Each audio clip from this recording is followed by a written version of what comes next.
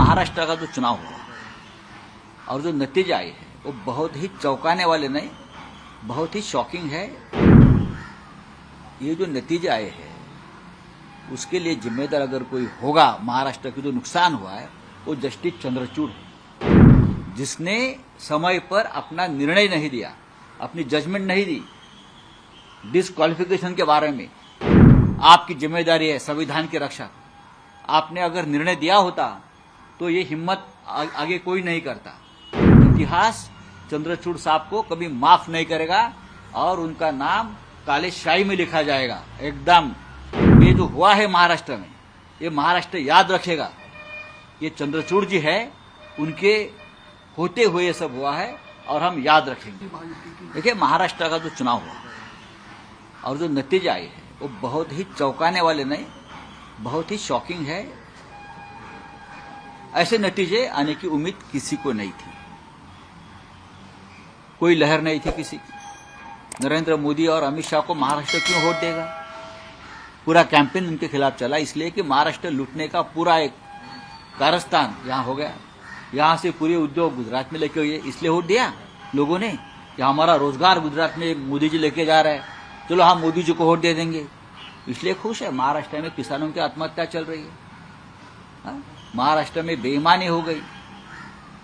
ये जो नतीजे आए हैं उसके लिए जिम्मेदार अगर कोई होगा, महाराष्ट्र की जो नुकसान हुआ है वो जस्टिस चंद्रचूड़ है,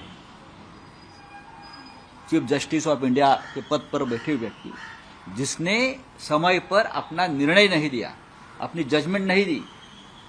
डिस्क्वालिफिकेशन के बारे में 40 लोगों ने बेईमानी की।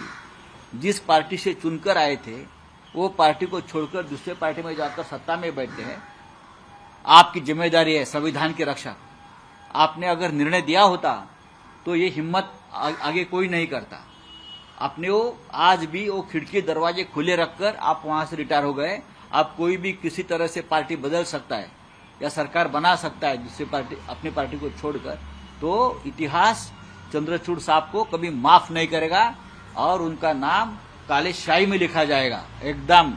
कि इस प्रकार की व्यक्ति अपने पद पर बैठी थी और 3 साल तक एक संविधान के खिलाफ बैठी हुई सरकार को प्रोटेक्शन देते रही। वो पार्टी किसकी है, वो चुनाव चिन्ह किसका है, उस बारे में 3 साल में निर्णय नहीं ले सकते थे। इतने बड़े बड़े फैसले देने की आप बात करते हो ना, राम मंदिर से लेकर ये क्या बोलते हैं बॉन्ड तक, इलेक्टोरल बॉन्ड तक, और पब्लिसिटी का स्टंट करते रहे आप लोग। लेकिन एक संविधान के खिलाफ एक निर्णय एक बड़े राज्य में हुआ है, उसके बारे में आपने मुंह पर ताला रखा और तारीख पर तारीख का खेल में सबको उलझा कर रखकर आप रिटायर हो गए। तो ये जो हुआ है महाराष्ट्र में, ये महाराष्ट्र याद रखेगा। ये चंद्रचूड़ जी है, उनके होते हुए ये सब हुआ है और हम याद रखेंगे।